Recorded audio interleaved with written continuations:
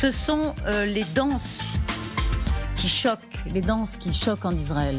Regardez quelques instants, c'était dimanche soir, à l'initiative de l'extrême droite israélienne. Nous sommes toujours avec Gilles Delafont, journaliste spécialiste des questions internationales, ancien correspondant au Liban, vous connaissez bien la région. François Clémenceau, éditorialiste international à LCI, vous avez été également en poste d'ailleurs à Jérusalem. Catherine Gentil de Cancun, éditorialiste international à LCI, qui connaît parfaitement la région, et colonel Michel Goya.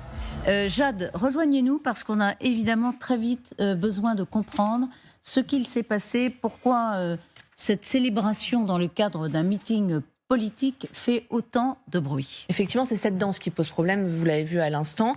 On y voit quoi Itamar Ben-Gvir, qui est le ministre d'extrême droite de la sécurité nationale du gouvernement de Benyamin Netanyahou, qui danse au milieu d'une foule. Cette foule est réunie ici, en fait, à Jérusalem. C'était dimanche soir, c'est une conférence qui est organisée par l'extrême droite et l'objet de cette conférence, c'est permettre la réinstallation des Israéliens à Gaza. Alors l'ambiance, on le voit, est clairement au rendez-vous. Au cours de la conférence, des détails ont été donnés sur la réinstallation des Israéliens à Gaza, il y a des cartes qui ont été distribuées, l'explication des étapes à suivre pour arriver à la recolonisation de Gaza. Des appels ont été lancés aux demandeurs, aux décideurs pour leur demander justement de prendre, je cite, des décisions courageuses. Itamar Ben-Gvir, qui a été un des orateurs clés, a pris la parole et voici ce qu'il a déclaré. Aujourd'hui, tout le monde comprend que le recul entraîne la guerre. Et si nous ne voulons pas un autre 7 octobre, nous devons rentrer chez nous et contrôler le territoire. Alors, il n'y avait pas que Itamar Ben-Gvir à cette conférence. En tout, 11 ministres et 15 députés étaient présents, dont le ministre des Finances Bezalel Smotrich, qu'on vous a déjà présenté sur ce plateau.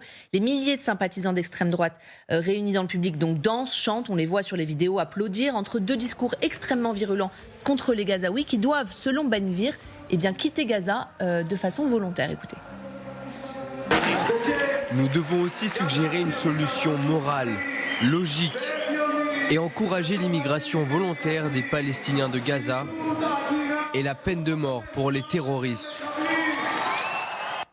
Alors, sachant que la définition de volontaire a été précisée quand même par le ministre de la Communication Shlomo Kari, qui était également présent à cette conférence. Volontaire, c'est parfois une situation qu'on impose à quelqu'un jusqu'à ce qu'il donne son consentement. La présence de ces membres du gouvernement à la conférence questionne en fait sur les ambitions politiques effectivement de Benyamin Netanyahou, qui lui a rappelé pour se dédouaner que les ministres ont une liberté d'expression, une liberté d'opinion, et surtout qu'ils n'avaient absolument pas l'intention d'occuper Gaza ni d'en déplacer la population civile. Toujours est-il que ce genre de rassemblement témoigne d'une chose, il y a une frange extrémiste en Israël qui a toujours existé mais qui a toujours été minoritaire et qui là gagne du terrain pour le chef de l'opposition israélienne Yair Lapid. Ce genre de conférence est, je cite, une honte pour Netanyahou et met en danger les soldats et les forces israéliennes et reflète surtout une grave absence de responsabilité.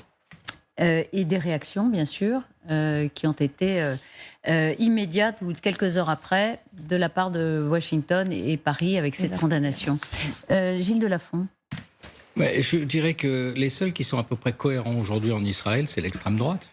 Ils ont un plan depuis le début qui est très clair, qui est de chasser les Palestiniens des territoires occupés. Bezalel Smotrich l'a dit, l'a formulé depuis juillet, en expliquant qu'il pousserait au départ les Palestiniens, que ceux qui souhaitaient rester devraient rentrer dans l'armée israélienne, si mes souvenirs sont bons. Donc il y a une forme de cohérence, eux, ils savent où ils vont. Même si c'est complètement délirant, ils savent où ils vont. Ça traduit comme les... Contrairement à... Contrairement à Netanyahou, il va où Netanyahou? On ne sait pas ce qu'il veut. Qu'est-ce qu'il veut faire? Chasser le Hamas de Gaza et après, qui va occuper Gaza? On ne sait pas. Ça, c'est intéressant. Vous dites, ils ont une audience, ils continuent... Eux, ils ont une forme de cohérence. Ils ont une forme d'audience parce que eux, ils proposent quelque chose. Eux, si vous voulez... Alors que, sur un fond de vide intersidéral, en termes d'alternative à la situation. Exactement. Bon, cela étant, ça ne traduit pas la bonne santé de la démocratie israélienne, parce que ce sont quand même une bande d'excités qui ont tous été plus ou moins condamnés par la justice, qui arment les colons en Cisjordanie pour que les colons puissent tirer sur des Palestiniens.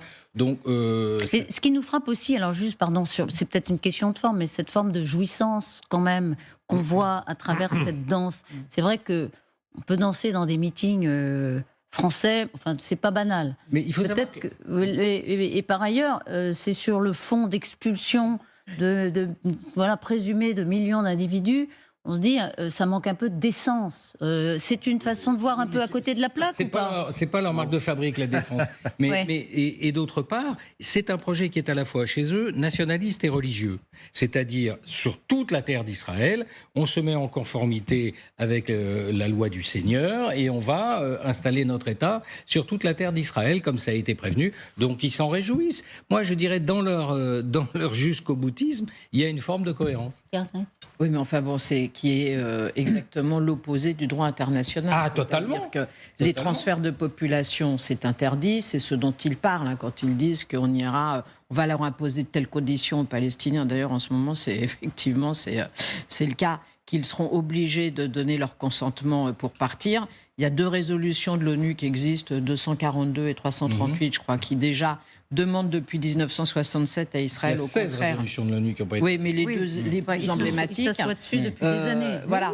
Et ce sont effectivement des gens. Un des 2 ministres a quand même été inculpé 50 fois par la justice israélienne pour appel à la violence, à la haine, au racisme, etc., etc. Donc, il faut voir de qui ça vient. Et c'est pour ça que la communauté internationale, alliée d'Israël, en plus, ce ne sont pas des pays qui sont contre Israël, ont tout de suite réagi en disant non, il n'en est pas question, parce que évidemment, c'est encore un conflit supplémentaire, ce sera de la violence supplémentaire, et c'est juste la solution qui n'en est pas une. Mais ce qui nous frappe, c'est que depuis le 7 octobre, effectivement, c'est pas la première fois qu'ils laissent entendre leur projet tout à fait radical.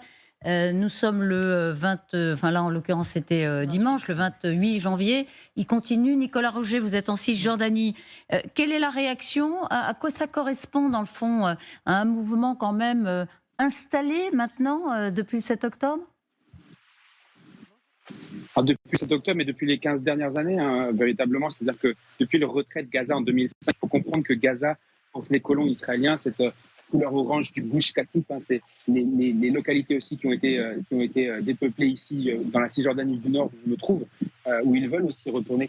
C'est un grand vide émotionnel, c'est un grand traumatisme pour eux, ce retrait. Et depuis 15 ans, ils se sont évertués d'un certain côté à rentrer dans la vie civique, à coloniser d'un certain côté les cœurs des Israéliens. Donc ce qu'on voit aujourd'hui, c'est un petit peu le haut de l'iceberg. D'un certain côté, ça repose, cette conférence, ce n'est que la phase scintillante, d'un certain côté, d'un espèce d'ensemble qui repose sur une masse de mobilisation de personnes qui se sont intégrées dans la bureaucratie, dans le fonctionnariat israélien, et donc au cœur même de l'entreprise étatique israélienne, d'un certain côté.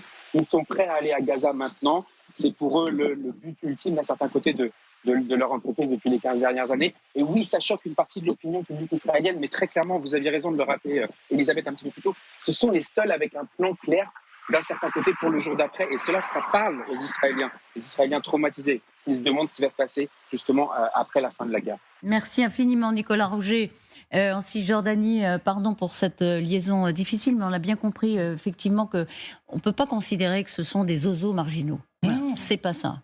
Il y a trois mots qui comptent là dans ce que vient de dire Nicolas. Le premier, c'est Sharon. Quand Ariel Sharon, qu'on ne peut pas suspecter d'être un gauchiste... ancien général, oui. Ancien général, prend la décision réaliste de quitter Gaza. Alors il le fait certes d'une façon unilatérale, ce qui est contraire au droit aussi, parce qu'il n'y a pas d'accord avec les Palestiniens lorsqu'ils décident de partir. Mais il part. Il n'y a plus de colonies juives à Gaza. Depuis 2005, 20 ans. Le deuxième mot qui compte, c'est Cisjordanie. Parce qu'on sent bien que dans l'extrême droite israélienne, et notamment dans le parti des colons, comme on dit, il y a cette idée que Gaza, c'est fini. De toute façon, c'est fini. Mais ce qui compte, le vrai combat, c'est la Cisjordanie. Parce que c'est la Judée et c'est la Samarie. Parce que c'est là où il y a les lieux saints. Parce que c'est Jérusalem, etc. Et que là, il est hors de question non seulement de geler, mais il est question d'accélérer le processus de colonisation. Et ils entendent bien obtenir de Netanyahou à ce que cette accélération de la colonisation continue.